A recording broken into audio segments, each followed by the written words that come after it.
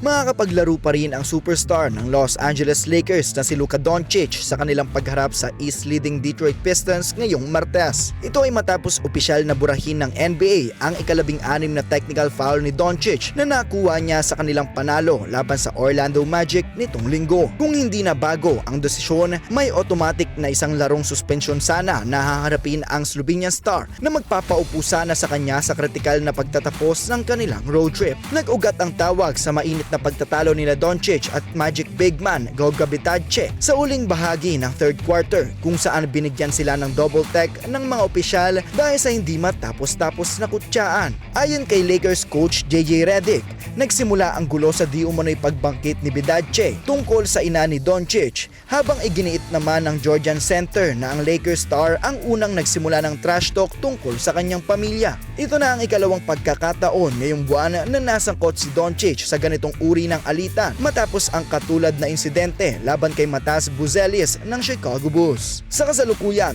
nananatiling may 15 technical fouls si Doncic, isang numero na ilang taon niya nang iniiwasan, ngunit hindi pa siya formal na nasususpinde dahil sa mga resigned texts mula sa liga. Mahalaga ang pagbabalik ni Doncic lalo na't nasa gitna siya ng pinakamainit na stretch ng kanyang karera kung saan nag-a-average siya ng 40 points sa nakaraang 9 na laro at malaki ang itinutulong sa Lakers sa kanilang ika-9 na sunod na panalo.